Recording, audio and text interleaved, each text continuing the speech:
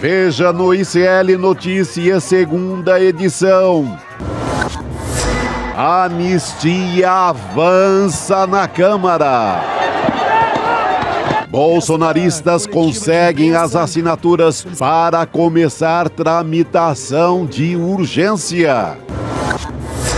É mera coincidência? Saiba que as decepções é que nos fazem crescer. No dia em que STF oficializa Bolsonaro réu por golpe, ex-presidente passa mal e é internado.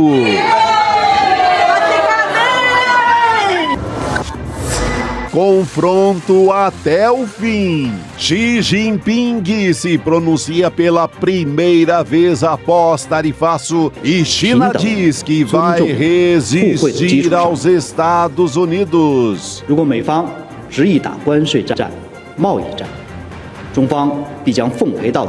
O ICL Notícias, segunda edição, está no ar.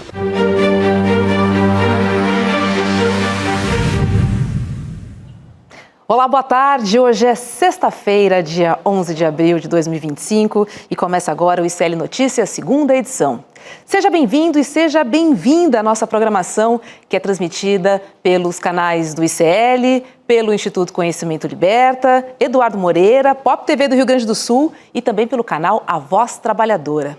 Deixa eu dar boa noite à mesa. Oi, Juliano, boa noite, tudo bem? Tudo bom, Robertinha? Prazer estar com você aqui novamente na bancada nesta sexta-feira. Chico Sá também.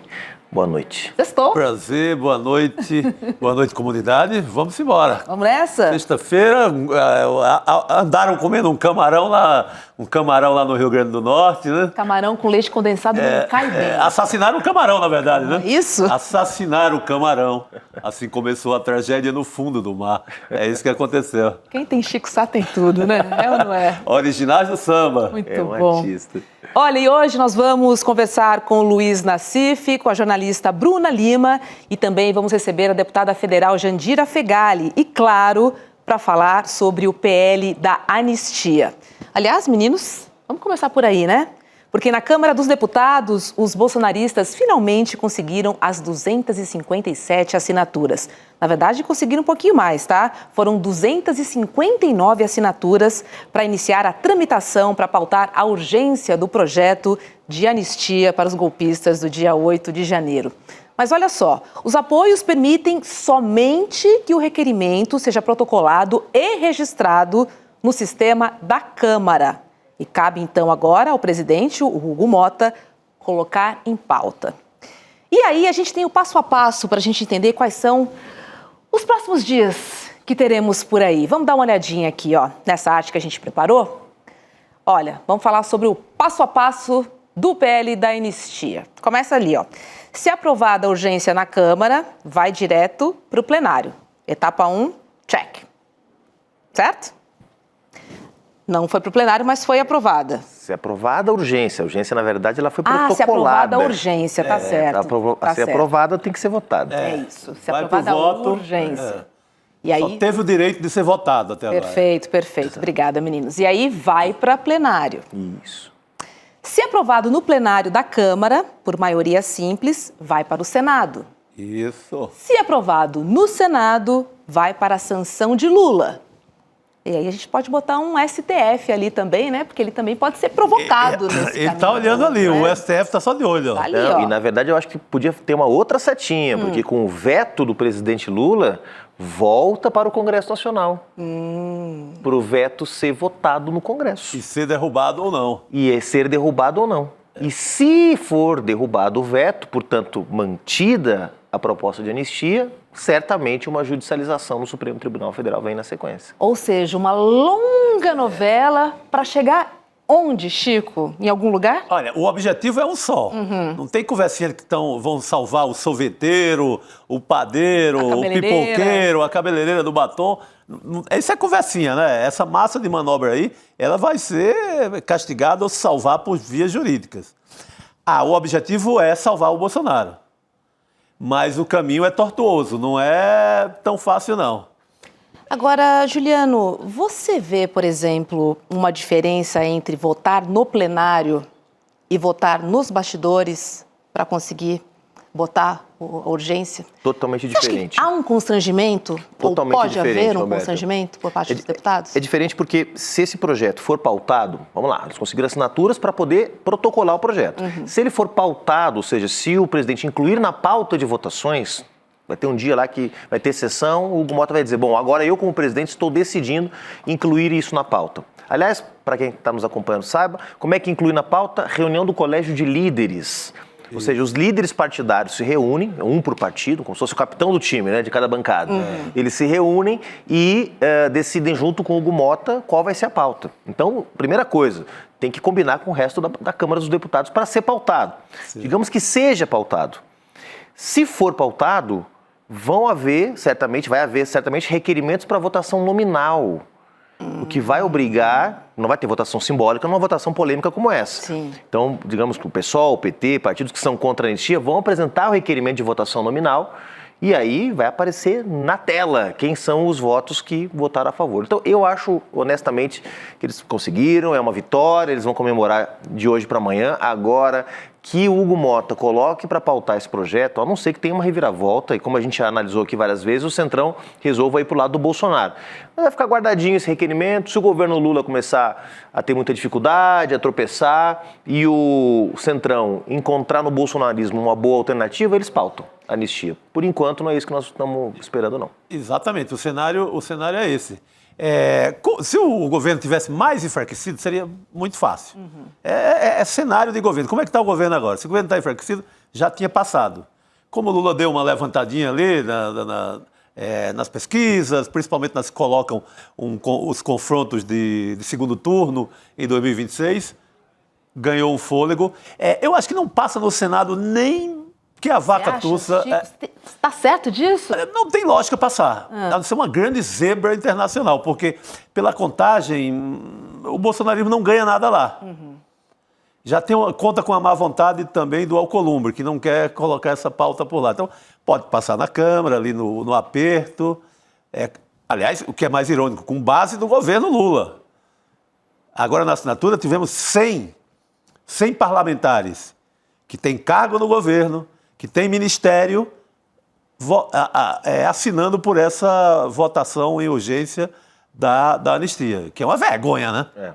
Mas longe de mim defender o Centrão, Chico, agora a Câmara tem uma dinâmica onde os deputados assinam muita coisa.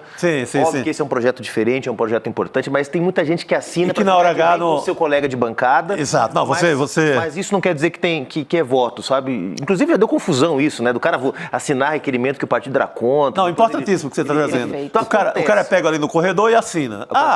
Assina, vai, esse chato, esse pastor Sóstenes não me deixa mais em paz, vou assinar para ver se ele baixa a bola. Assina, na hora do vamos ver, muda o voto, é totalmente diferente. Até porque ele vai ser exposto. Claro. Por assinatura é fácil. Pois é. O governador, né, você imagina, o Romeu Zema, por exemplo, que é um aliado do Bolsonaro, ele está ligando para todos os deputados da bancada de Minas, que é uma bancada grande, independente se o cara é do Centrão, se ele é bolsonarista e tal, e daqui a pouco ele emplaca um ou outro deputado fala, putz, mas eu tenho um secretário que eu indiquei no governo do Zema, como é que eu vou ficar, né, se o Zema me pedindo um favor pessoal para eu assinar, vou assinar essa porcaria dessa urgência, depois eu vejo o que eu faço. Então eu acho que também tem... E vai ganhando tempo, Não, você trouxe esses dados são importantíssimos. Boa. É vida prática isso aí. Exatamente. Anos e anos de Câmara. Deixa eu chamar a jornalista Bruna Lima, que é jornalista do portal Platô BR, para conversar com a gente agora. A gente continua falando sobre o PL da anistia, né, Bruna? É um assunto que a gente precisa tratar e você que está aí em Brasília pode trazer bastidor para a gente. Boa noite. Não, ainda não. Boa tarde. Seja bem-vinda, Bruna. Boa tarde ainda. Sim. Boa Obrigada. Tarde. Oi, Chico, Roberta, Juliano, tudo bem? Tudo, e todo mundo que está assistindo a gente. É um prazer estar aqui com vocês. Bruna, estamos aqui tratando de possibilidades, né? Tanto no Senado quanto na Câmara. Foi o assunto da semana, né? Em Brasília.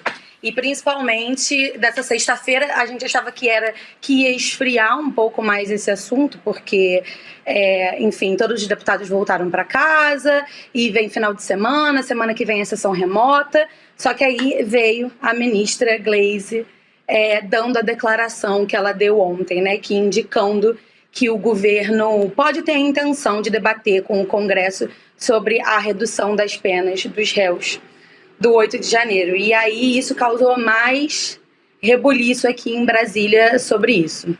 Zé, vou recapitular aqui, porque no mesmo dia em que os bolsonaristas conseguiram as assinaturas, a ministra Gleisi Hoffmann, como contou a Bruna aí, deu uma declaração que foi, no mínimo, ambígua, né? Para não dizer desastrosa. Discutir anistia e penas mais brandas para algumas pessoas do 8 de janeiro é plenamente defensável, disse Gleisi. E aí a declaração, obviamente, caiu muito mal, inclusive no STF, segundo Andréa Sadi, tá? Ela disse que os ministros do STF viram na fala da Gleisi um sinal de que o governo toparia um acordo com os bolsonaristas de reduzir, então, as penas em troca de não aprovação da anistia no Congresso. Só que hoje pela manhã a Gleisi postou no Twitter, tentou consertar, na verdade, né? Ela disse que revisão de penas cabe exclusivamente ao STF. Logicamente que essa fala caiu mal ali, né? Então vamos ver como é que foram as palavras para a gente entender direitinho essa saia justa. Vamos lá. Primeiro, Gleisi ontem disse: falar sobre anistia ou redução de pena em relação a algumas pessoas do 8 de janeiro, eu acho que é plenamente defensável do ponto de vista de alguns parlamentares. Talvez a gente até tenha que fazer essa discussão no Congresso. Agora, o que não pode acontecer é uma anistia àqueles que conduziram o golpe no país, ao Bolsonaro e aos generais. E aí hoje pela manhã, por volta das 9 da manhã, ela corrigiu, tá? Disse o seguinte, ó: quero deixar claro que eventuais revisões de pena aos réus do 8 de janeiro cabem única e exclusivamente ao STF, que conduz os processos. Entendo sim que esse debate pode e deve ser feito na sociedade, inclusive no Congresso, como já vem acontecendo de fato, mas sem interferir na autonomia do Poder Judiciário. Reafirmo minha crítica ao PL da anistia e seu substitutivo, que visam a impunidade de Bolsonaro e dos comandantes do golpe. Bruna, conta pra gente como é que essa fala repercutiu aí no Congresso e depois a errata também, hein? Eu acho que o recuo ele veio justamente depois, tanto da fala não ter sido bem vista no STF, como dentro do próprio PT e do próprio governo, assim, porque nessa semana o Hugo Motta, inclusive a repórter Luciana Lima do Platô BR deu esse furo de que o Hugo Motta falou que ele vem conversando com o Lula uma solução, né?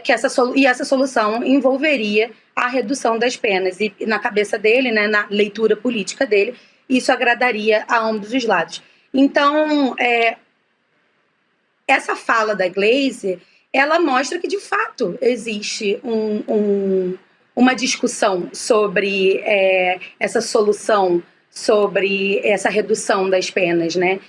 Eu ouvi de alguns políticos do PT falando, não, foi um deslize.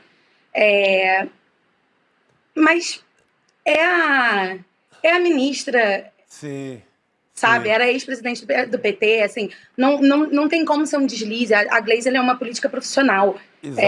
Então, do lado do PL, isso foi lido como... Isso é um indicativo forte de que existe, de que o Hugo Motta está fazendo um jogo duplo. De que o Hugo Motta ele tem um acordo com o governo e ele tem um acordo com o PL, que foi um acordo feito na época da campanha dele para a presidência da Câmara dos Deputados. Então, assim, eu não sei se cola muito essa questão do deslize, como o PT está falando. Mas o recuo foi bem visto, a correção das palavras dela dentro do PT, segundo alguns senadores que eu ouvi, está pacificado. Exato. Eu vi mais como ela fazendo um teste para ver como isso batia na base do PT, como batia dentro do governo. Eu li a sua matéria, Bruna, acho que de ontem, que você fala de como o Hugo Motta está se equilibrando, né? E como ele tem sido cobrado pelo PL de estar muito próximo do governo, principalmente depois da vinda do Japão, depois que viajou junto com o Lula. Então, exato, tem muito cheiro de autoria do Hugo Motta essa proposta. Jogou lá no ouvido do Lula e da Gleisi. A Gleisi joga para sentir o que é que vai dar, como a esquerda recebe essa proposta. O Lula só quer saber de fazer um bom governo e sair com uma boa aprovação e ganhar a eleição.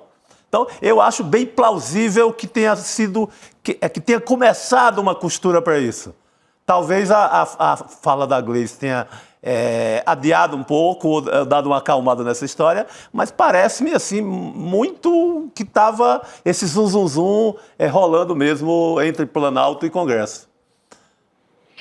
Chico, assim, o que alguns senadores e deputados do PT falam o Hugo Mota pode falar que ele conversa sobre isso com o Lula, mas o Lula, ele é uma pessoa completamente evasiva sobre esse assunto, ele vem evitando falar sobre esse assunto.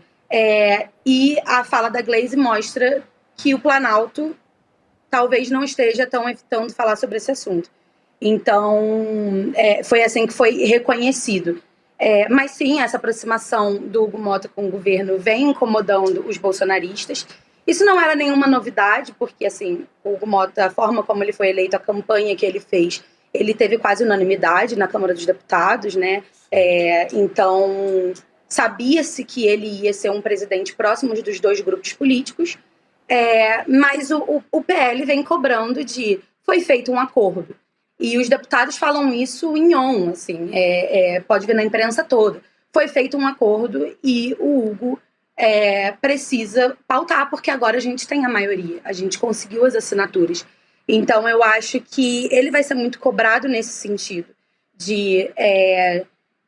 ele vem tentando tirar o corpo, né, da discussão e falar em solução, em não dividir o país, mas essa é a principal pauta do PL esse ano, assim, e a gente começou o ano legislativo falando sobre isso, assim, as várias entrevistas que a gente fez na eleição, né, no dia 2 de fevereiro, na eleição da presidência do Congresso Nacional, senadores e deputados do PL falaram que essa era a principal pauta do PL nesse ano. Então, acho que buscar solução e consenso não vai colar muito para a oposição.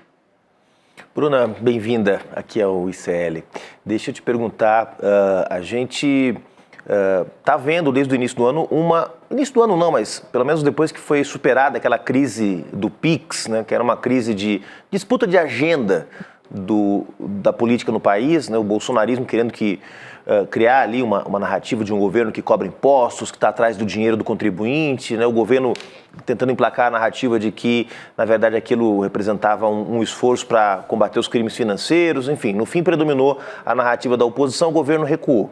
Agora, a oposição trabalha com o tema da anistia, para que esse seja o tema no país, numa semana em que eles tiveram derrotas, até consideravam a hipótese de acabar com a obstrução e não fazer mais manifestações, etc. Eles chegaram a acabar com a obstrução. Nas comissões, né? Ficaram um pouquinho no plenário, parece, essa semana, né? Obstruíram algumas coisas no plenário só. E o governo com imposto de renda, taxação de lucros e dividendos, etc. e tal. Você acha que essa fala da Gleice pode estar um pouco nesse contexto, quer dizer, olha, nós não vamos viver de novo o que a gente viveu com o PIX em janeiro, que é ser derrotados, né? Sim. Quer dizer, que a narrativa é que a oposição conseguiu as assinaturas, agora vai votar e nós somos derrotados.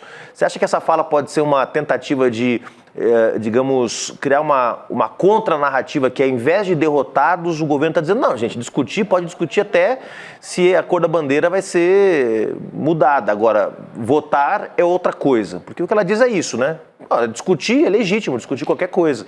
Claro que isso pega de surpresa quem lembra de uma Gleice que até poucos meses atrás estava, né, na linha de frente do ao bolsonarismo. Siri na lata, né? Exatamente. Então isso, claro, que chama atenção, mas alguém fez essa leitura em Brasília, ou seja, que poderia ser um movimento da Gleice para esvaziar, digamos, esse sentido de derrota que as 257 assinaturas podem representar? Eu não ouvi isso, sinceramente, de ninguém, nem do Centrão e nem da base aliada mesmo, ali do PT, do PSOL, enfim, não ouvi. O que considera realmente é que foi um deslize, e eu acho que algumas pessoas têm a leitura que o Chico teve da questão do teste. Eu acho não, pelo que eu apurei, o governo ele não vê as 257 assinaturas, que na verdade agora já foi para 260, se eu não me engano, como uma derrota, porque assim, o trabalho que o líder do PL veio fazendo nessa semana, a capacidade de articulação política que ele teve, e que o PL tem, enfim, com partidos do Centrão, porque eram muito aliados no governo Bolsonaro também, e muitos deles se elegeram grudados no presidente Bolsonaro em 2022, assim, entre os jornalistas, entre a imprensa e o clima na Câmara dos Deputados era de que ia chegar. A gente sabia que ia chegar até o final da semana, a gente sabia que ia chegar o número de assinaturas. Eu não acho que é para esvaziar o discurso, porque uma parte do governo acha realmente que o tema não avança no plenário. Tanto na hora de votar o mérito, de que não vai ter vitória. Porque se for uma votação nominal, vai ter muita gente que vai ter vergonha de botar o nome ali. Então, eu não apurei ninguém fazendo essa leitura de que foi para esvaziar a vitória do PL, porque ainda tem caminho para percorrer, né?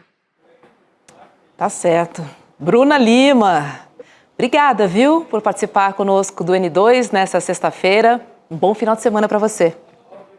Obrigada, gente, por me ter aqui, por me receber. Até a próxima e bom final de semana para vocês também. Boa noite, querida. Obrigado. É isso, né? O Hugo pode ter combinado com a Glaze, mas faltou combinar com o STF também, né? E com o resto da esquerda, que está na luta contra a anistia, gente. Tem um movimento no Brasil contra a anistia, pega mal, né? Tem ponta solta aí. Tem. Conversar não é pecado, mas pelo visto já tinha alguma coisa mais avançada do que a conversa, né? Tá certo.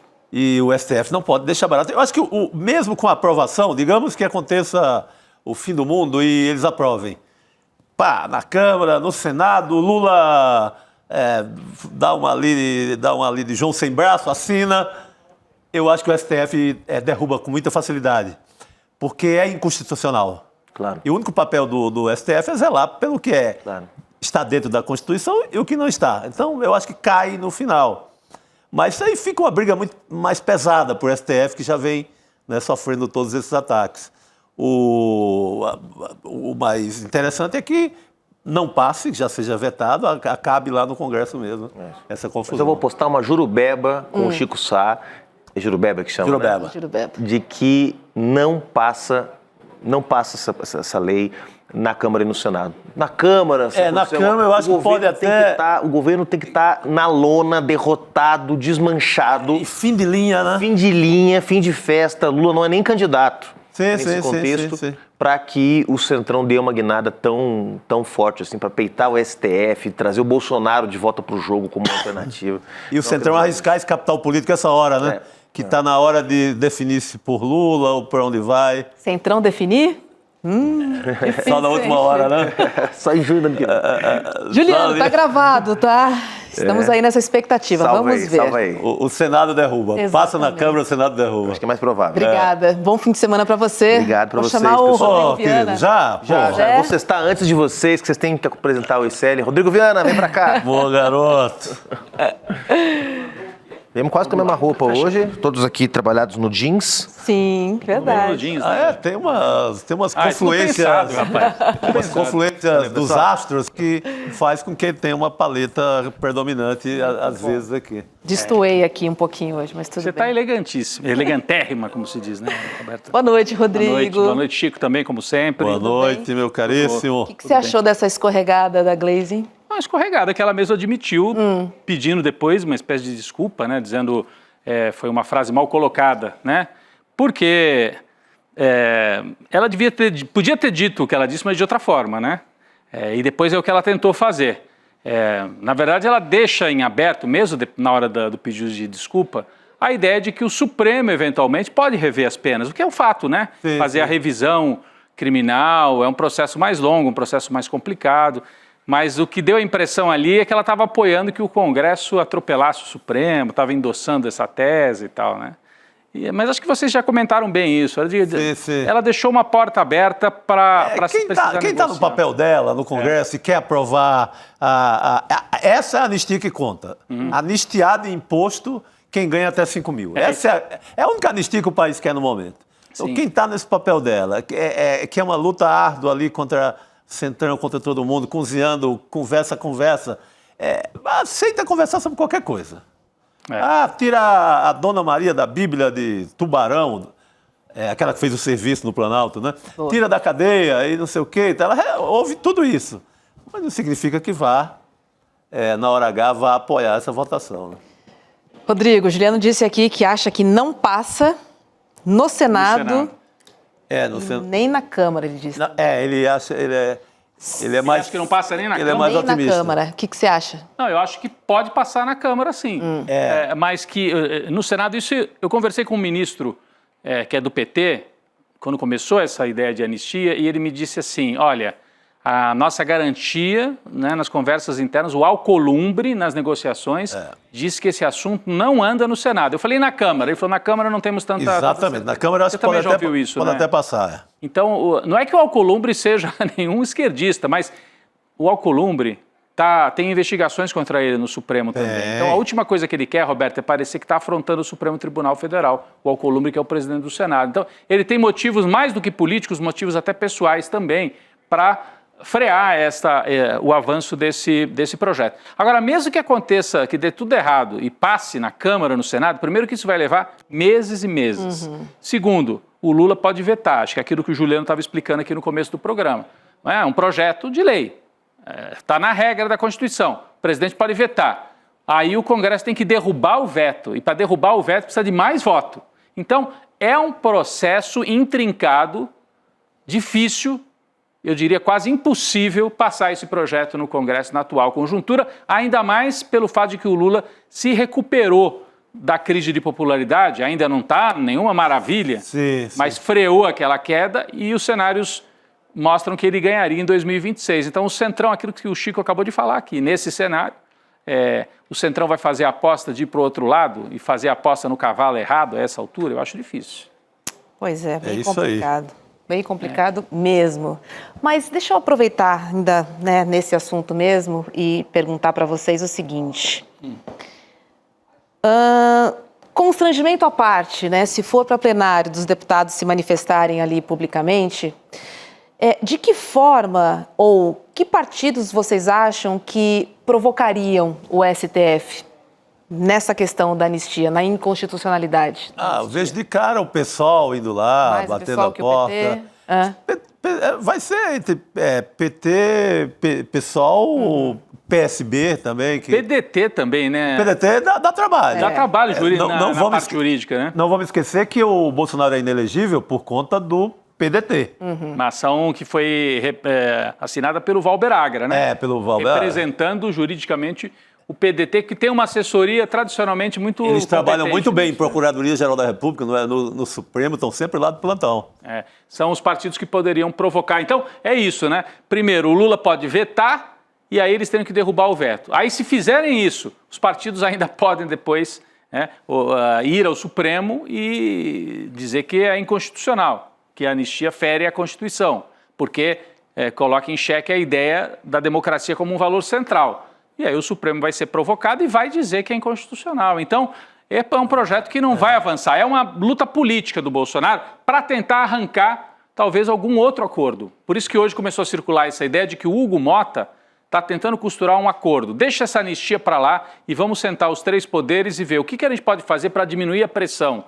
Talvez mudar as penas para aqueles crimes. Tem mais de 500 pessoas já condenadas, né? 14 anos, 17 anos. Aí é muito, só que é muito porque o código... São 5 crimes são cada 5 crimes. Então o que poderia ser mudado? Mudar a pena mínima desses crimes, talvez? Você pode mudar. E aí isso pode retroagir para favorecer quem já está condenado e alterar as penas. Mas é bem diferente de anistia, isso significa diminuir as penas, né? E aí isso poderia favorecer também o Bolsonaro, porque se cai as penas para quem cometeu lá, em vez de 14, levam 10 anos. Isso vai cair para ele lá na frente. Vai cair para ele também. No caso do Bolsonaro é tão maluco, porque ele está pedindo anistia, ele não foi condenado ainda. Você não pede anistia se você não foi condenado. É complicado, mas ele está apostando que, uma vez anistiado a turma toda da quebradeira, do terrorismo ali do 8 de janeiro, vai, por extensão, beneficiá-lo. Sim. Beneficiá-lo na vida, ou seja, não vai para a cadeia, porque inelegível ele continua sendo. Continua, né? E falando nele, gente, hoje de manhã Bolsonaro foi internado após sentir dores abdominais. Ele deu entrada numa unidade de saúde na cidade de Santa Cruz, no interior do Rio Grande do Norte, e foi transferido de helicóptero para a capital, Natal. Helicóptero, diga-se de passagem, né, oferecido pela governadora do Rio Grande do Norte, que é do PT, Sim. pela Fátima Bezerra. Sim. Que destino, Ele né? pegou todo esse pacote novo aí do Padilha, que distribuiu ambulâncias pelo Brasil inteiro. Ele pegou uma ambulância novinha do SAMU, foi nas melhores condições possíveis. A governadora cedeu o helicóptero, ele se deu bem nessa viagem. Agora, Roberta, desculpa, você ia falar. Não, só ia completar que, segundo os bolsonaristas, essas dores são fruto da facada que ele sofreu, né, em 2018. E na tarde de hoje, o Hospital de Natal divulgou um boletim médico dizendo que Bolsonaro estava com parâmetros vitais estáveis e clinicamente orientado e sem dor após analgesia. E o médico responsável disse agora há pouco que Bolsonaro não tem condições de ter alta. Diz que não vai haver cirurgia de emergência e também, de outro lado, não dá para remover para São Paulo, porque eles estavam querendo fazer a remoção para um hospital desses aqui de São Paulo, né? Então o médico disse, não remove, mas também não precisa fazer cirurgia. Agora me chama a atenção, é claro, eu não sou médico, eu não estou lá, não tô dizendo que ele não tenha nenhuma dor no abdominal, mas o Bolsonaro, a gente é obrigado a desconfiar dessas operações do Bolsonaro, sabe? Pior é isso, A gente é obrigado, porque infelizmente ele não trata com a devida clareza esses episódios de saúde. Ele transforma em circo, ele fez esse circo em 2018, né, deu entrevista, botava a equipe de televisão dentro do quarto. Toda vez que tem algo pressionando politicamente, ele vai parar no hospital. E hoje já, além dessas imagens que nós mostramos aqui, tem várias imagens circulando por aí. Já transformou em outro circo. E aí ele se coloca como vítima. E ao se colocar como vítima, eu acho que ele dá um empurrãozinho a mais para consolidar as assinaturas, porque hoje... Chegou na 260 depois desse empurrãozinho da internação. Então... Ele parecendo como vítima, ele diz assim, pô, pessoal, me ajuda aí, eu tô até internado, tal, fica mal, vocês vão ficar contra um sujeito que está passando mal aqui. Então ele tenta virar o jogo, porque do ponto de vista da comunicação, nas últimas semanas, Roberta, não tem sido bom pro Bolsonaro. Apesar de ter colocado 40, 50 mil pessoas na Paulista, ele deixou de falar de economia, deixou de falar de inflação, de preço e passou a falar só de anistia. Para a turma dele faz efeito, mas para a sociedade ele está falando de um tema que não interessa para as pessoas, né? Sim. Então ele está tentando virar o jogo, mais uma vez, se transformando numa vítima. É o que ele faz sempre quando está numa situação de dificuldade. E a gente não sabe quando é grave e quando não é. Né? Não dá para saber, não dá para confiar. É um Por circo. isso aqui que a gente fica sem saber exatamente o que está acontecendo. Deixa eu chamar a deputada federal pelo PCdoB, a Jandira Fegali, para participar do N2 conosco. Oi, deputada, seja bem-vinda, boa noite. Olá, prazer ver vocês. Obrigado. Uma sexta-feira, à noite, todo mundo trabalhando, tá tudo certo. Estamos sim. Boa noite, deputada. Boa noite. Olha só, os bolsonaristas conseguiram, né, as assinaturas para começar os trâmites para a urgência do PL da anistia. E aí eu pergunto para a senhora, será que o Hugo Motta vai pautar? E se pautar, a urgência passa na Câmara? Gente, essa é a pergunta do milhão. Pois né? é. Porque na verdade, assim, o problema é que a extrema-direita só tem esta pauta. Ele não tem mais nenhuma pauta para o país. A única pauta é tentar salvar um candidato inelegível deles, né? Que é uma pauta bem estranha. Eles argumentam os coitados, entre aspas, que já estão presos, né? Para poder justificar um projeto de anistia que, na verdade, é para tentar salvar o Bolsonaro e os generais de alta patente, que pela primeira vez na história a gente vê colocados no banco dos réus por crimes contra a democracia. Então é a única pauta que eles têm, é a pressão que eles fazem todos os dias, eles obstruem o resto da pauta, não estão nem aí com o povo brasileiro, com o Brasil, com as dificuldades. E quando aparecem as dificuldades, eles apoiam quem nos gera dificuldade, como Trump, né? Eles fizeram um apoio aberto, claro, às medidas de Trump contra o Brasil e contra outros países do mundo. Então eles não têm pauta. Quando se posicionam contra o Brasil, os falsos patriotas, e se posicionam contra os interesses do povo brasileiro, né? Então é a única pauta deles. Então é óbvio que o Hugo Motta, regimentalmente, tem que receber o pedido de urgência. Se ele vai pautar ou não, aí é um problema político, é uma disputa que está colocada para nós. Nós temos uma disputa, não há como botar um assunto como esse sem um mínimo de consenso. E não há consenso na casa. Parte dos líderes do Centrão não concorda, parte do Centrão concorda, a esquerda não concorda, né? Porque o nosso problema não é com quem está preso lá. Esses quem tem que resolver é o Supremo Tribunal Federal. Já tentaram vários acordos, já propuseram redução de pena, uma boa parte já está em casa. Então esse é um argumento falso. E essa é uma questão que o Supremo, que já julgou, tem que resolver. Então essa anistia liberou geral não é correta. A dosimetria da pena, os acordos, o que vai ser feito, isso é uma questão que o Supremo Tribunal Federal tem que resolver. A anistia que eles querem não é para essa turma. Isso é o discurso fácil, a mulher do batom. Isso é o discurso fácil para sensibilizar a sociedade, né? Bolsonaro entra numa ambulância, sensibiliza também. Se ele está doente ou não, eu não tenho como afirmar, né? Mas dor só ele sente. Então, se ele diz para o médico que está com dor, o médico é obrigado a botar em observação e investigar. Porque a informação é dele. O médico não tem como dizer, você não está com dor. Né? Mas, obviamente, deixou internado para apurar, para investigar, para ver se de fato tem algo e alguma providência a ser tomada. E como disse o Rodrigo, isso é uma coincidência incrível. Né? Toda vez que uma situação de adversidade aparece, ele vai para o hospital. Né? Mas eu também, como médica, não posso colocar uma posição de que os médicos do hospital estão falseando informação. Mas claro. Dor, você não tem como medir a dor. Se ele diz estou com dor, o médico tem que investigar e tem que deixar internado. Né? Isso é uma referência muito pessoal do paciente. A melhor queixa para não precisar sair é essa. Pegar um atestado na sexta-feira. Exatamente. Meter um atestado, como se diz. Em plena sexta-feira. Não, e como médica... Agora, eu diria como assim, médica... Hugo Mota está em disputa, a posição política está em disputa. Eu acho que tem 2 fatores que dificultam uma posição, aliás, 3, que dificultam uma posição de Hugo Mota de botar essa pauta. Apesar de que a urgência não é mérito. Né? Nós temos lá 400 urgências votadas em que os projetos ainda não foram para a pauta. Então pode ser que ele ceda na votação da urgência e não vote o mérito. Isso também é uma questão que pode ser posta. Né? Agora, o que eu quero dizer aqui é o seguinte, tem a pesquisa que dá maioria contra a anistia.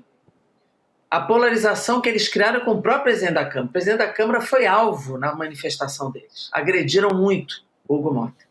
E terceiro, é uma relação política que vai se estabelecendo no campo democrático. O próprio discurso do Hugo Mota, de posse dele, citou Ulisses Guimarães, mas 5 ou 6 vezes, lendo o texto do Ulisses pela democracia. Isso tudo não tem coerência com pautar uma matéria como essa, que está nas mãos de uma investigação do Supremo. Essa turma ainda não está condenada, então não tem o que anistiar. Isso atropela o próprio processo jurídico e o processo de investigação do Supremo. Todos os relatórios de investigação da CPMI que eu participei, da Polícia Federal, da PGR, do próprio Supremo, mostram provas robustas, contundentes de participação e de comando de Bolsonaro sobre esse processo. Então, sinceramente, colocar uma anistia é um tapa na cara do povo brasileiro, é um desprezo pela democracia brasileira e é um confronto com o Supremo que eu penso que o presidente da Câmara não vai querer comprar. Exatamente, deputada. Você falou da sua condição de médica, eu lembrei daquela vez que você salvou lá o Flávio Bolsonaro no debate. Ele começou no debate, desmaiou. Então, eu acho que pela família, como médica, a senhora já fez aquela boa ação, né? Como o SUS está fazendo, né? O SUS que ele nunca defendeu também está fazendo pelo fazendo Bolsonaro lá agora. hoje. O SAMU, o SUS que está atendendo Bolsonaro, é Lula que está atendendo Bolsonaro, né? Na verdade. Exatamente. Mas a senhora acha que na hora porque para votar essa questão da urgência e votar a anistia, vai chegar um determinado momento que o Hugo Mota vai ter que sentar ali com o líder de cada partido e daí que vai sair, vota ou não vota. Essa hora, como é que você imagina? Tem chance de um acordo de líderes nessa hora? Para a gente tentar prever um pouco o futuro? É o que eu digo. O líder do PL é um insistente nesse tema, é o único que insiste nesse tema. Alguns têm ficado em silêncio, então a gente não sabe a posição. Né? Uma coisa é parte da bancada assinar, outra coisa é a posição do líder. Né? Isso. Então alguns líderes não têm se posicionado publicamente. O Bolsonaro fala muito do Kassab, mas eu não vejo essa posição do líder do PSD, Antônio Brito. Acho ele muito tranquilo e mais cauteloso em relação ao tema. Né? E obviamente que um campo, vamos dizer assim, democrático, mesmo que não seja de esquerda, não vai concordar com isso.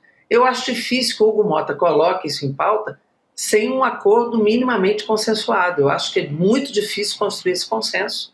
É o que eu digo, a tática pode ser aprova a urgência, mas não põe o mérito. Isso pode ser uma saída que esteja se apresentando. Mas eu acho que mesmo essa é complexa, simbolicamente muito ruim, né, ele colocar isso em pauta, e politicamente eu acho um desastre para o parlamento brasileiro, na relação com o Supremo e com a sociedade que já entendeu que Bolsonaro participou, todos já entenderam que ele estava no comando e a maioria da população é contra a anistia. Deputada, sabe o que me chama a atenção, pelo menos até a hora que a gente entrou aqui no estúdio, a lista publicamente não apareceu, né? A gente tem a informação, alguns deputados até da esquerda, o Lindbergh disse que chegou a ver a lista, mas publicamente ela não foi entregue assim, tá aqui a lista, 268, sei lá, Exato. 260 assinaturas. Então a gente fica assim, não é que eu esteja duvidando, parece que tem mesmo as assinaturas, mas eles mesmos têm dúvidas se esse pessoal mantém as assinaturas. Sim. Porque uma parte, deputada, é de gente dos partidos que têm ministérios, né? União Brasil acabou de ganhar de volta o Ministério das Comunicações, o PSD, republicano. Tem esse jogo também no momento em que o Lula está justamente recompondo alguns ministérios ali nessa segunda etapa da reforma, não é isso? Não, isso tem peso também, né? Veja, o Lula não está opinando sobre a anistia diretamente, né? Gleisi que deu uma opinião, né? Mas, obviamente, que o presidente Lula conversou com os presidentes da Câmara e do Senado sobre isso. Uhum. O próprio Davi Alcolumbre já disse que isso não é pauta desse momento do Senado. Né? Então não adianta nada tentar votar na Câmara se não vai votar no Senado, isso é um desgaste só para a Câmara. Uhum. Se o Senado não vai dar continuidade. Obviamente que o Hugo Mota também está conversando isso com o Davi Alcolumbre e os dois estão conversando com o presidente da República. Então isso tudo é um bastidor que ele não fica muito claro, porque depois que a lista entrar no sistema, não pode tirar e nem botar nome. Certo? Então, se ela não entrou ainda, também há uma cautela para dar a chance ainda de deputados tirarem seus nomes. Porque depois que publica, depois que dá entrada na mesa, você não pode mais alterar a lista. Olha aí. Então é possível também que esteja trabalhando um certo retardamento de colocar isso publicamente no sistema para dar tempo de alguns deputados também se reposicionarem. Então tudo isso é um jogo de xadrez muito difícil, mas que a gente está acompanhando, né? E eu, sinceramente, acho que o tensionamento que o presidente da Câmara está vivendo não deve ser pequeno, mas nós também estamos disputando essa posição, e essa posição junto ao Hugo Mota está muito clara, muito precisa, inclusive no acordo da sua eleição isso foi colocado na mesa, por nós. Né? Então, é um processo que ele precisa ponderar, porque há acordos também do campo democrático com ele na eleição, Exato. que botou claro que não poderia dar continuidade à pauta da anistia. Então é uma disputa que nós estamos fazendo. Perfeito. Muito bom. Deputada, a gente já está quase se despedindo da senhora. Deixa eu só fazer uma perguntinha rápida aqui. Há possibilidade do presidente da Câmara dar um duplo carpado, de repente, e pensar num grupo de trabalho, ou talvez levar para a CCJ para ganhar um tempo? Arthur Lira fez isso, vocês lembram, né? Pois é. Arthur Lira fez isso. Excelente, Roberto. O Arthur Lira fez isso, e fez isso para retardar também a votação, porque isso é um projeto de lei. Isso, em tese, não precisa nem de comissão especial, nem de grupo de trabalho, nem de coisa nenhuma. Né? Ela é uma pauta que pode ser apenas de mérito na CCJ. Então, gerar um ambiente, um grupo de trabalho, algo assim, é uma política de protelação. Pode ser feito? Pode. Arthur Lira fez, o Hugo Mota também pode fazer. Lembrar que o Arthur Lira fez isso, inclusive, em relação àquele PL importante da regulação das mídias, das redes sociais, etc.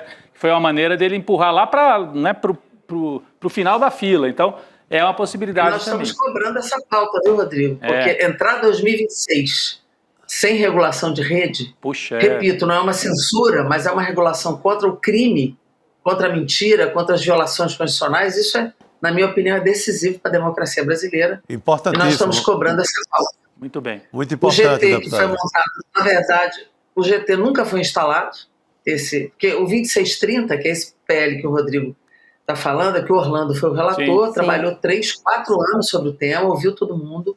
Direito autoral ficou no meu projeto, né? Agora tem um outro no Senado também, direito autoral no streaming. A questão dos jornalistas também veio para o meu projeto, que era de direito autoral, e ficou ali seca e objetivamente a questão da regulação das redes. Sim. Como não conseguiu construir acordo, nós perdemos a urgência, acho que foi por 2 votos, uma coisa mínima, né? Então o Arthur Lira resolveu fazer um GT e destituiu todo mundo. Inclusive Orlando não tem mais certeza se vai continuar na relatoria. Nós estamos cobrando a retomada do tema, porque ela é decisiva para a democracia em qualquer lugar do mundo e no Brasil, particularmente com a eleição no ano que vem, nós precisamos tratar dessa pauta. Muito bem. Tá certo, deputada. Exatamente, eu perguntei porque eu lembrei, né, do PL, né, que o Arthur Lira tinha manobrado. Talvez aconteça de novo. Não sei, é mais uma possibilidade. Ele errou na questão das redes. Pois é. 2 GTs, um certo e o outro errado, né? Exatamente. Tá certo, deputada. A política é uma caixinha de surpresas aqui. Obrigado. Boa noite, deputada. Muito obrigado. Boa noite. É isso, né? Existem milhões de possibilidades nessa história. Sim. Para essa novela se desenrolar. A gente continua acompanhando. Vou chamar o Luiz Nassif para participar do nosso programa agora. Não temos Luiz Nassif? Daqui a pouquinho o Luiz Nassif. Daqui a pouquinho tem Luiz Nassif, porque, olha, gente, pela primeira vez, desde que a guerra tarifária foi iniciada por Donald Trump, o presidente da China, o Xi Jinping, fez um pronunciamento público sobre o assunto. A agência de notícias estatal chinesa informou que Xi Jinping fez um apelo ao primeiro-ministro espanhol, o Pedro Sánchez, pedindo que a União Europeia resista ao que chamou de assédio de Trump. Vamos ver o que ele disse. Olha só. China e a União Europeia devem assumir suas responsabilidades internacionais, proteger juntas a globalização econômica e resistir juntas a qualquer assédio unilateral. E aí, em outro momento, Xi Jinping disse que guerras comerciais não são boas para ninguém e, abre aspas, o mundo precisa que China e Estados Unidos conversem. Disse ele, fecha aspas. O presidente chinês também se mostrou disposto a manter a aliança com a Europa e declarou que as tensões com os Estados Unidos não podem interferir nas relações comerciais entre China e União Europeia. Então, o que a gente vê aqui, né, muito claramente, são blocos, né? Ele está tentando romper o bloco. Exatamente, quer dizer, formar o bloco, né? Porque a gente entende também que essa guerra tarifária, ela afeta o mundo todo. O mundo todo, mas os impactados se unem.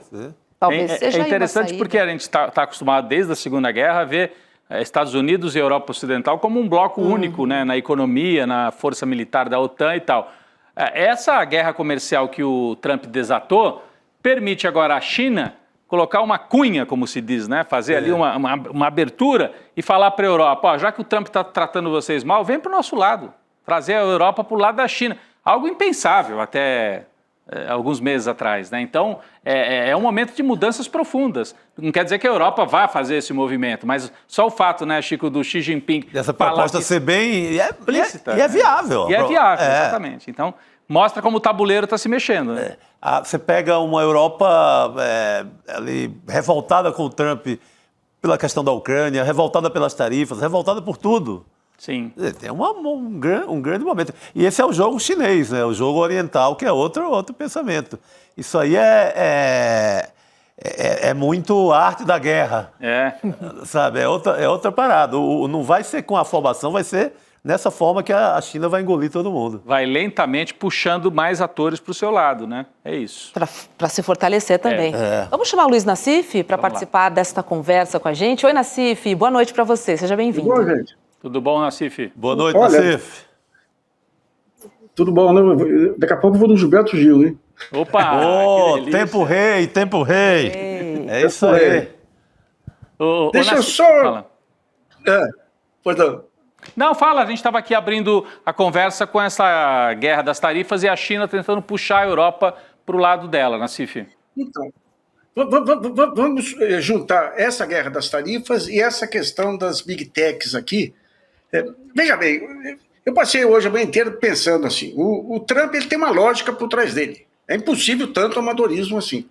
Ele está desorganizando todo o mundo, tem que ter uma lógica. Segunda coisa, ele nunca foi ligado à questão industrial. Esse negócio de reindustrialização americana, e ele sabe, através até do próprio Elon Musk lá, que se você interromper o comércio, você atrapalha os Estados Unidos e a China. Então, o que está por trás dessa história dele? Aí que entra a questão das criptomoedas. Nós temos já há algum tempo os libertarianos aí, Mises e todos outros aí, que eles querem, acham que a salvação do mundo é uma moeda privada. Uma moeda privada. O que o Trump está fazendo? Ele está criando um caos de tamanha envergadura no mundo inteiro, inclusive nos Estados Unidos, e a ideia dele é que a partir desse caos se possa impor as criptomoedas como as moedas de troca. Se isso ocorrer, porque as moedas nacionais hoje respondem aos governos nacionais, respondem a uma articulação do FMI, uma articulação que vem do pós-guerra, respondem ao Federal Reserve, tem um conjunto de restrições e regras para impedir abuso e volatilidade, e nós temos desde 2019 que esses bilionários do Vale do Silício estão defendendo a necessidade de uma moeda privada, das criptomoedas. Chegaram a falar em comprar uma ilha no Pacífico onde a moeda seria a criptomoeda. Falaram em colocar a criptomoeda. Então, o que está por trás daí é algo muito pior do que a guerra comercial, que de tão destrambelhada assim não tem futuro. Foi o que o primeiro-ministro da China falou com 120 de alíquota aí, não tem comércio aí. O que ele quer é a desorganização final, é o golpe final para o domínio das big techs no mundo. Porque a partir do momento que você tira as moedas nacionais, tira a articulação das moedas nacionais, as moedas de troca vão ser aquelas moedas que são controladas pelos grandes bilionários. O Elon Musk já articulou criptomoeda, o Trump, quando entrou agora, criou um ETF dele para criptomoeda, o Milei dando golpe lá. Então, se der certo essa lógica dele aí, ele vai criar um caos tão grande em termos de câmbio, porque quando você coloca tarifa, ainda mais umas tarifas loucas que nem essa, você mexe com câmbio em todos os países. Então, as políticas cambiais começam a ficar totalmente descontroladas. E é nesse caos que ele quer enfiar as criptomoedas. Então, é aquele negócio, você tem aquela frase, economia, estúpido. Em relação ao Trump, não é a indústria, não é a industrialização, é a moeda, estúpido. O que ele quer é o controle da moeda. É isso que está em jogo aí, que daí você vai ter as big techs controlando a opinião pública no mundo inteiro aí, e as moedas saindo da órbita dos estados e praticamente viabilizando os estados nacionais. É um golpe muito mais megalomaníaco do que a gente imaginava. E como adiantou Nassif, o governo chinês também se pronunciou hoje por meio do porta-voz do Ministério de Relações Exteriores, o Lian Rian. Em uma conferência em Pequim, o porta-voz disse que, na verdade, ele mandou um recado, tá? Bem claro, aos Estados Unidos. Ele disse que não deseja o confronto, mas também não teme caso ele venha a acontecer. Vamos assistir. 中方已多次阐述在关税问题上的严正立场。关税战、贸易战没有赢家，中方不愿打，但也不怕打。我想强调，如果美方真的想通过对话谈判解决问题，就应该停止极限施压、胡作非为。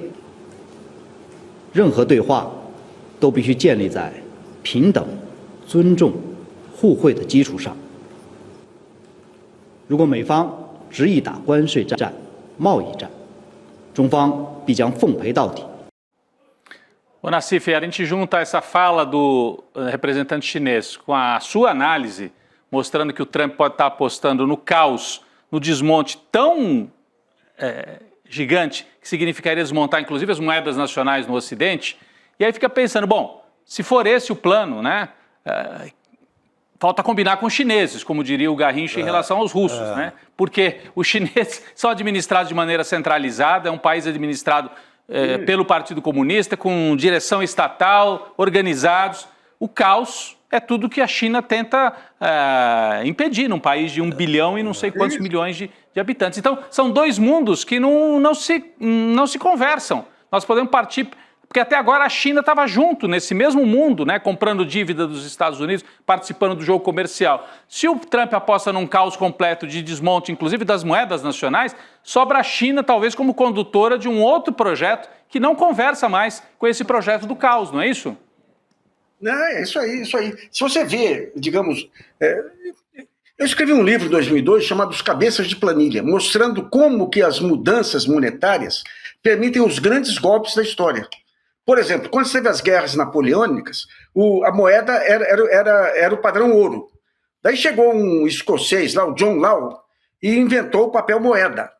O golpe que ele deu foi tão grande, aquilo ajudou a financiar as guerras napoleônicas, mas permitiu golpes tão grandes que ele comprou o estado da Pensilvânia nos Estados Unidos. Aqui no Brasil, quando você chega no começo da República, o Rui Barbosa, que era ministro da Fazenda, trocou o padrão ouro pelo padrão papel. Daí ele aproveitou a mudança e entregou o monopólio da emissão de moeda para um banco aí do conselheiro Mayrink. Aquilo desorganizou totalmente a economia, o Rui Barbosa ficou rico, mas foi expulso do país aí pelo Floriano Peixoto. Plano Real, a mesma coisa. Você trocou o cruzado pelo real. O que os economistas fizeram? Para conseguir real, você tem que trazer dólares. E eles que controlavam a Avenida Paulista, ainda não tinha a Faria Lima como grande centro financeiro, eles controlavam a Avenida Paulista. E todos saíram milionários, multimilionários disso aí. Então, as trocas de moeda, as trocas de padrão monetário, são o grande caminho aí para os golpes. No caso do Rui Barbosa, era o Calito, que era o cunhado dele, que aplicava aí. Então, o Trump, no começo, estava pensando, o que ele está querendo é um grande golpe aí, porque se ele impõe uma taxa dessa e antes se posiciona no mercado, ele ganha com a oscilação para baixo. Depois ganha com a oscilação para cima. Daí, quando você vai pegar todas as declarações de bilionários desde 2017, o que eles querem é ter uma moeda privada, é a privatização da moeda.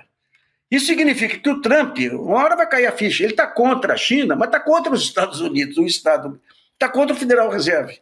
Por que ele está destruindo todas as instituições americanas, justiça, universidades? O que ele está fazendo ali é uma ditadura que bate muito com o ciclo que vem também depois, que vem nos anos 20 aí, de implantação do fascismo como uma maneira de reagir contra as resistências aí a essa concentração de renda. É um jogo muito mais pesado, muito mais perigoso. Eu espero que caia a ficha geral aí. O inimigo não é a China, o inimigo é o Estado Nacional. Ele quer mudar o modelo do Estado Nacional. A justiça, ele passou, no caso das deportações, inclusive para El Salvador, ele não está mais considerando se um juiz dá uma ordem contrária. Não tem isso. Nem pega o papel lá do juiz, nem vai, nem manda representante. Passa por cima. Coloca no avião e vai embora. É a afirmação de um poder imperial. Não tem mais essa história de justiça. A primeira instância já foi engolida. Quem sabe uma ação ou outra do Supremo, da Suprema Corte norte-americana, mas primeira instância não há mais. É impressionante o trator. Olha, a Venezuela está em Washington, viu? O pessoal fala muito da venezuelização. Nos Estados Unidos ele entrou oficialmente num regime ditatorial. É o poder absoluto do presidente. Corta a verba de universidade, inviabiliza escritórios de advocacia, manda deportar quem defende a Palestina. E cá para nós, hein? A CONIB que acorde aqui, a Conferência Nacional, porque todo esse avanço ditatorial fascista está ligado à figura do sionismo. Todas as ações dele contra universidades e tudo, ele pega e põe Israel no meio. Então, isso aí vai despertar um antissemitismo aí terrível, pegando os bons judeus aí que mantém ainda o espírito humanista aí, sabe? Olha, gente, é algo que é um Mussolini na era digital, viu? Terrível. Preocupante. Vamos falar um pouquinho sobre a economia brasileira, gente, porque a inflação oficial do país, medida pelo IPCA, encerrou o mês de março com um avanço de 0,56%. Isso após registrar alta de 1,31% em fevereiro. No ano, a inflação acumulada é de 2,04%.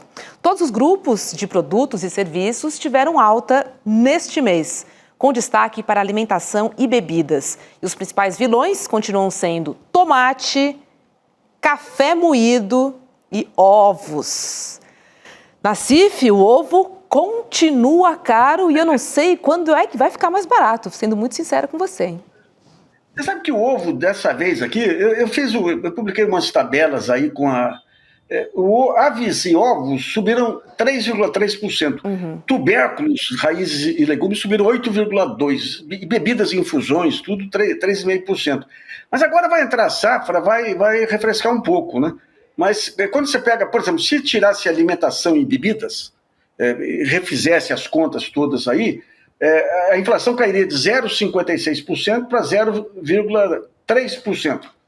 Teria uma queda aí de quase 0,04%, uma queda substantiva aí, sabe? Mas aí vai ter que ver agora, porque isso aí, a alimentação é muito afetada pelo câmbio. E essas loucuras aí do Donald Trump acabam provocando volatilidade no câmbio aqui e acabam encarecendo o preço de alimentos também, sabe? Mas, de uma maneira geral, o que nós estamos falando, é quando você é gozado do mercado, fala, não, mas em vez de 5,3, agora está dando 5,45, ó céus, ó dia, ó vida, ó azar. É uma inflação irrisória, cá para nós. Para um país aí com as características do Brasil, com as características históricas do Brasil, ou seja, jogar essa Selic aí de 13,5%, 14% aí para tentar segurar preço aí é uma loucura. É uma loucura. Agora, o que o governo está fazendo, está esperando uma boa safra esse ano para reforçar os estoques reguladores. Você tem a Companhia Nacional de Abastecimento, o que ela faz? Quando tem uma safra boa, ela armazena milho, armazena ovos, armazena... Ovos eu não sei qual é o tempo de duração. Armazena feijão e tudo. Quando os preços começam a disparar, ela vende no mercado para segurar preço. Isso aí foi desmontado totalmente no período Temer-Bolsonaro e se a safra vier boa, como está prometendo, então você reconstitui tudo isso e é possível que até o final do ano o Banco Central já comece a acelerar a queda da taxa Selic aí, sabe? Ô Nassif, um ponto que tem sido apontado hoje, até tinha uma colunista no UOL trazendo esse ponto, com esse tarifaço do Trump e o medo numa recessão global, o preço do petróleo está caindo, né, internacionalmente. E quando o preço do petróleo cai, isso também pode ajudar aqui no Brasil, né, a puxar o preço dos alimentos para baixo. Pelo menos essa é a aposta de alguns assessores ali no entorno do Haddad. Então teria, de um lado, a safra que você estava citando, né, uma safra grande que pode ajudar a diminuir preço, e de outro, o petróleo cai internacionalmente e aí isso ajuda também, é que demora um pouquinho, mas ajuda a trazer os preços e a inflação para mais perto da meta, né? Isso acho que leva alguns meses ainda para a gente assistir, né? É isso. E tem uma balança que não dá para pesar muito ainda, que a China vai comprar mais soja do Brasil. Aí, já começou. Anunciou. Isso aí vai puxar um pouco o preço para cima. Por outro lado, a China vai sentir os efeitos aí no nível de atividade também, que puxa para baixo. Ou seja, tantos fatores para cima e para baixo que a gente... E mais, o mais importante, nada indica que o Trump vá parar com essas bombas relógio dele aí, sabe? Então, olha, nas próximas semanas, isso aí, digamos, é um jogo tão arriscado que eu acho que nas próximas semanas, no próximo mês aí, a gente vai ter um quadro mais claro aí do que o Trump pretende, e qual a reação do mundo, né? Pois essa aproximação da Europa com a China é inevitável. A China já se aproximou da Rússia, já se aproximou do Japão, já se aproximou da Coreia, países que eram historicamente adversários, né? Então é interessante, o Trump resolvendo destruir a ordem monetária e a China aparecendo como a grande esperança aí do Ocidente aí de preservação de um mínimo de racionalidade aí na articulação entre as nações, né? Isso, Chico. Nassif, e a indústria nacional, que estava começando a mostrar ali os sinais de vida, com novos parques industriais, uma coisinha ou outra. Você acha que com esse efeito Trump agora vai para o espaço essas conquistas aí da turma do Alckmin, daquele núcleo, ou tem jogo ainda? Não, tem jogo. Tem jogo porque o Trump ele vem com esse negócio anti-meio ambiente também, mas quando você pega a Europa, China, todos preocupados com o meio ambiente. E a reindustrialização brasileira vai se dar em torno aí da transição energética, né? Você tem 3 planos aí no fundo. Você tem a Nova Indústria Brasil do Alckmin, tem a transição energética do Haddad. Do Haddad tem a Simone Tebet, que está com as obras do PAC aí, eles estão fazendo as transoceânicas, ligando o Atlântico ao Pacífico, aí, desde o Porto de Santos até Suape, até o pessoal do norte lá. Sim. Isso aí vai multiplicar, digamos, o comércio do Brasil com a Ásia aí, sabe? A única questão é que os Estados Unidos, embora é o segundo país importador, ele importa mais equipamentos, e a China importa mais matéria-prima, né? Então, de alguma maneira, você tem que fazer uma reciclagem aí para começar a atuar, né? Agora é interessante que com toda essa falta de recursos e tudo, o Haddad está conseguindo criar umas brechas aí para financiamento. O BNDES está batendo recorde aí, financiamento de bioetanol, de etanol e tudo aí, né? E para as obras do PAC também. Agora eu digo o seguinte, se não tivesse esse orçamento secreto, se não tivesse essa loucura desse modelo de política monetária, que não é uma loucura brasileira, é uma loucura internacional. O Brasil era um momento para o Brasil estar voando, viu? Está voando. Porque o Brasil hoje ele é assediado pela China, a Europa, é o país da composição. Tem a imagem do Lula, que é de um pacificador aí. Então era hora de estar fazendo, que nem em 2008, fazendo essas linkagens aí com a Europa, com a América Latina, com o Canadá, México e tudo, né? Uhum. Mas, digamos, essa armadilha da política monetária e do orçamento secreto aí acaba segurando aí, né? É uma pena. Né? A gente está falando o quê? 50 bilhões de orçamento secreto? Essa conta, né? É muita grana, de fato. Luiz Nassif, obrigada e bom show Tempo Rei para você. É verdade, hein? Bom show. Canta bastante. Sabe quando eu fiz 18 anos, eu ganhei uma garrafa de uísque e fui com meus colegas de São João da Boa Vista ouvindo o frevo, aquele frevinho do Gilberto Gil. Você vê que o Gilberto Gil está na vida da gente, até dos idosos, que nem eu. Muito bom. Legal, né? Essa turnê tá incrível. Bom show para você, obrigada. Sextou. Muito bom. Tempo Rei. Tempo Rei. Tempo Rei. Correndo lá pro Palmeiras. Hoje. Olha só, gente, deixa eu virar a pauta aqui para trazer uma notícia de ontem, porque os indígenas que participavam de uma marcha na esplanada dos ministérios foram alvo de bomba de gás lacrimogêneo e também spray de pimenta em frente ao Congresso Nacional. A gente vai rodar as imagens aí para você ver. E aí, entre os manifestantes atingidos, estava a deputada federal, a Célia Chacriabá, do PSOL, aqui de São Paulo. E aí, em seu Instagram, a deputada publicou um vídeo que inclui a voz de um homem numa reunião virtual da Secretaria de Segurança do DF, sugerindo, abre aspas, descer o cacete nos manifestantes. Vamos ver um trechinho dessa reunião em que aparece um participante e aí entra uma voz que fala descer o cacete, que eu contei aqui. Vamos ver. Que fosse descido, que descesse um número reduzido de manifestantes para a Praça dos Três Poderes, que não fossem toda a marcha, ainda que isso trouxesse ali diversos problemas em relação aos ânimos, em relação a essa restrição. Então, gostaria de saber essa justificativa. Só deixar o pessoal descer logo. Deixa descer e mete o cacete se fazer bagunça. Pô. Deixa descer e mete o cacete se fizer bagunça. Eu gostaria de saber quem é que está falando isso. Deixa eu chamar a Elô Vilela para a gente entender melhor esse vídeo, entender essa história e principalmente quem é que manda descer o cacete. Heloísa Vilela, seja bem-vinda. Boa noite.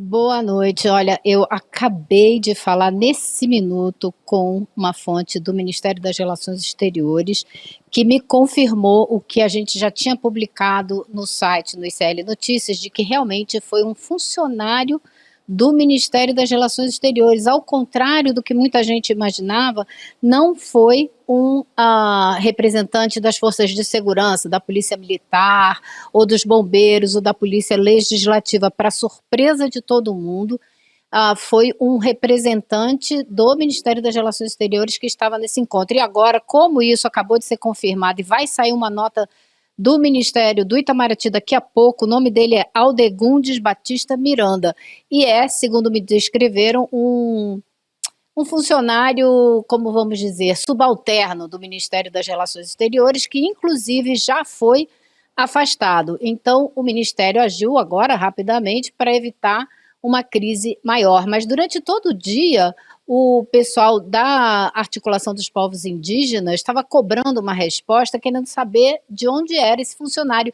E estava olhando para as forças de segurança, achando que, obviamente, deveria ser alguém das forças de segurança. No caso, não era. Eu conversei mais cedo também com o secretário executivo da Secretaria de Segurança Pública aqui do Distrito Federal, o Alexandre Paturi, que é delegado da PF e hoje está exercendo esse cargo da Secretaria de Segurança Pública. Ele estava realmente esperando que o Ministério das Relações Exteriores viesse a público e desse explicações, porque todos os olhos estavam voltados para as forças de segurança. E vocês podem até me perguntar, mas o que um representante do Ministério das Relações Exteriores estava fazendo nessa reunião? Né?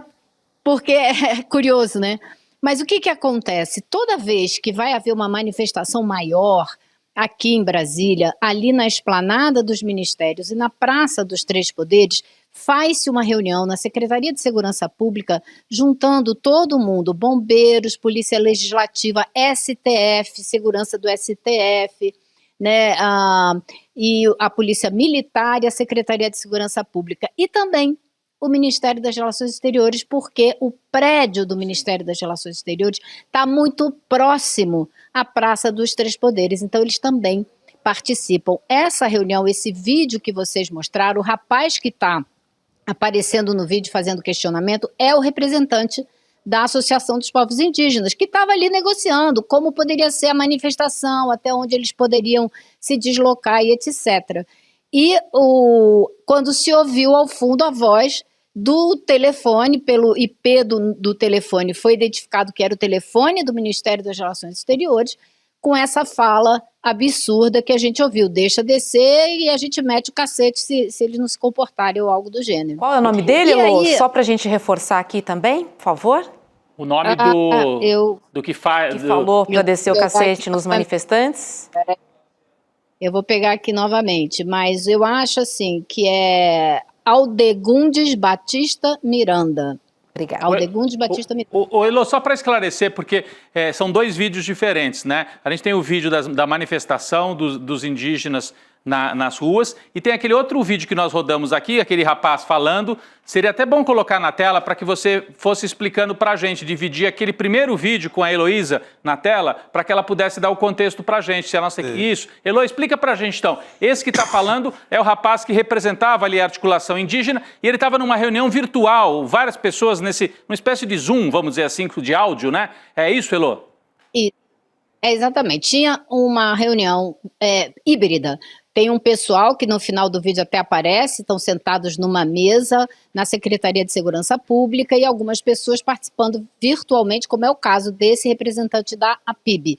E eles estavam discutindo os limites da manifestação por razões de segurança. O secretário de Segurança Pública me explicou o seguinte: ao longo da semana, os indígenas fizeram várias manifestações, inclusive uma manifestação na frente do Supremo Tribunal Federal para reclamar das decisões a respeito do marco temporal. Cerca de 500 indígenas entraram no Congresso Nacional, a entrada foi organizada, foi permitida. Eu estava lá, ouvi toda essa movimentação ao longo da semana. Então, 500 entraram. Só que no dia da manifestação, foi decidida nessa reunião do dia 9, e a manifestação foi no dia seguinte, que eles se deslocariam apenas até a Avenida José Sarney, que fica uma quadra antes daquela Avenida das Bandeiras, que dá a entrada para aquela rampa que desce para o Congresso Nacional. Eles só iriam até ali. O que aconteceu na hora da manifestação? Eles furaram esse bloqueio e invadiram o gramado em frente ao Congresso Nacional. Isso justifica a violência que aconteceu? Certamente não. Mas, a partir daí, a Polícia Legislativa reagiu, lançando bombas de efeito moral, teve spray de pimenta e o secretário de Segurança Pública reiterou, não foi a Polícia Militar que lançou essas bombas, foi a Polícia Legislativa. Mas o pior foi essa frase, né, dita, gravada nessa reunião, que é um absurdo imaginar que alguém de qualquer um desses órgãos, talvez até especialmente do Ministério das Relações Exteriores, se expresse dessa maneira a respeito da manifestação legítima dos indígenas que vieram que vieram a Brasília, como vem todo ano, reclamar os seus direitos.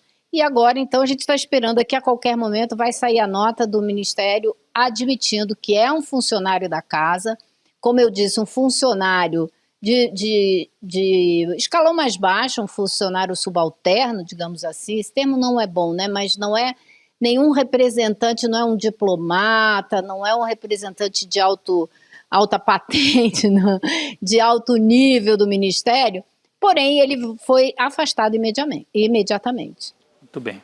Tá certo, Elô. Obrigada, viu, por essas informações pra gente, exclusivas aqui no ICL Notícias, segunda edição. Bom final de semana para você. Sextou. Valeu, Elô. Boa noite, Elô. Só para esclarecer, aquela que aparece nas imagens ali é a deputada, né, Célia Chacriobá, agredida ali. Que foi agredida. Foi agredida e ela dizia, eu sou parlamentar, eu tenho o direito de passar para acessar o prédio do Congresso. Aí, ó, é ela que está tentando acessar com alguns assessores. Os policiais certamente acharão, isso aí ela não é deputada, né, e tal. E aí bloquearam, agrediram, ela foi atingida por bomba de gás. Resolveram atender essa ordem aí, vamos descer o cacete. Atender a ordem, descer o cacete. E aí agiram assim, inclusive, com a parlamentar, que é de Minas Gerais, do pessoal de Minas Gerais. Pois é, agredir parlamentar em Brasília é algo bem complicado, né? Vamos voltar a falar sobre a internação de Bolsonaro, porque ela aconteceu justo no dia em que o STF publicou o acórdão da decisão que tornou Bolsonaro e mais 7 réus por tentativa de golpe de Estado. Ou seja, agora, oficialmente, Bolsonaro é réu. A publicação do acórdão marca o início formal da ação penal. Então, agora os advogados vão ser notificados, na verdade, e terão um prazo de 5 dias para questionar ou então contestar trechos do julgamento que aconteceu em março. Chico, você acredita em alguma novidade nessa contestação? Olha, se eles tivessem alguma bala na agulha ali ou algo mais sofisticado como defesa, já teriam apresentado a ideia desse jogo naquela explicação inicial. Eles vão tentar protelar, derrubar, encher de testemunhas o processo, para que testemunhas difíceis de ser ouvidas, para ganhar tempo. Porque o grande temor do Bolsonaro é um só, é a cadeia. É o que talvez, não quero julgar, o leva ao hospital, por exemplo. Então, não há como se livrar. Eu acho que a questão vai pegar 28 anos, como aposta o Cacá, e 43, como apostam juristas mais, digamos, que querem que a lei seja cumprida com mais rigor, porque ele realmente faz um passeio ali no Código Penal e no principal, na questão da tentativa de golpe de Estado, que é a coisa mais... que se tem mais zelo na Constituição. Assim, e essa decisão, na verdade essa decisão foi tomada no dia que a primeira turma se reuniu. Hoje foi só publicado o acórdão, que é uma espécie de transcrição, né? Quando você torna oficial aquilo que os juízes disseram oralmente naquela sessão. Lá, né? Agora é réu oficialmente. Agora é réu oficial. Então, no dia que ele vira réu, ele vira paciente também com dor de barriga. O Bolsonaro tem dor de barriga sempre que tem alguma coisa ruim contra ele. Sim. Mas a gente também não pode tratar isso só na base da brincadeira, como eu falei, né? Porque me parece que é sempre uma operação midiática de se transformar em vítima. Nos momentos mais difíceis, ele vira vítima. Mas será que ele não teve realmente alguma coisa? A Jandira Fegali, que é médica, falou, olha, não cabe a gente, né, aqui de longe ficar. Mas o Bolsonaro faz tanta confusão com essa história que a gente se vê no direito até de duvidar ou de pelo menos colocar assim... Sim. Sabe por quê, Rodrigo? Porque não faz parte. Se fosse um político sério, honesto, esse tratamento do que ele diz ser referente à facada seria um tratamento permanente, um tratamento que ele iria lá com o médico dele, no hospital dele, ele obedeceria a todo o rigor da história, fazer um tratamento permanente. Aí não é... Um boletim médico sóbrio, tudo, né? Exatamente. Não, ele faz uma coisa, ele torna isso um espetáculo. Ele já postou agora à tarde a clássica foto ali cheio de tubo e tal, e estou mais uma vez ali tentando se vitimizar. Então ele torna isso espetáculo e vai tornar sempre. E olha que está longe da prisão. Temos pelo menos até dezembro. Imagina quando for chegando mais perto. Ele vai fazer desse tratamento que ele faz realmente há muito tempo, segundo ele. Por conta da facada. Segundo ele, por conta da facada. Sim.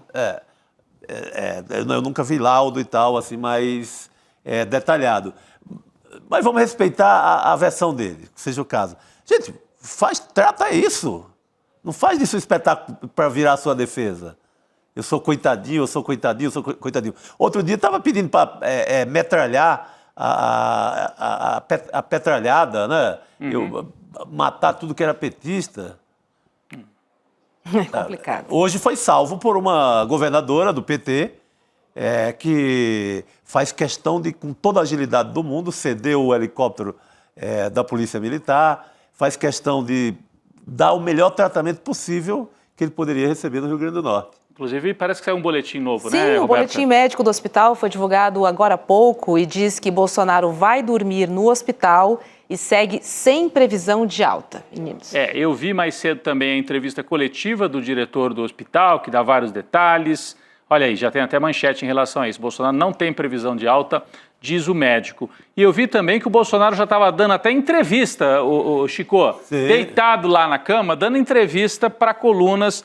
Tem um site aí que faz bastante auê em torno do Bolsonaro, né? Dando entrevistas, se colocando ali, veja, eu sou obrigado a voltar para o hospital. Então, circo, realmente... vira circo, né? Não é um tratamento sério nunca. E olha, ele consegue fazer, geralmente ele faz esse circo em São Paulo, né? Já fez também em Brasília e tal. Dessa vez está fazendo no Nordeste, tentando abrir um espaço ali no Nordeste também. Olha aí, o momento em que ele chega ao hospital. Eu não sei se essas imagens, a produção pode nos dizer, será que são em Natal ou são na cidade do interior? Aí já é a chegada em Natal. É em Natal, né? Já a chegada... em Natal, realmente. Porque primeiro ele se sente mal visitando uma cidade do interior do Rio Grande do Norte. Santa Cruz, Santa Cruz, lá no Rio Grande do Norte. E aí ele é removido de helicóptero, né? Por isso que o Chico falou, helicóptero cedido pelo governo do estado. Vai buscá-lo. A gente tem imagens também num campinho de futebol ali, do helicóptero que vai buscar o Bolsonaro, cedido pela Polícia Militar, e leva o ex-presidente até Natal. Aí tem todo esse aparato. Eu até diria que um certo aparato é normal, é um ex-presidente da República, né? Mas aí ele quer também parecer simplão, vai deitado, todo assim.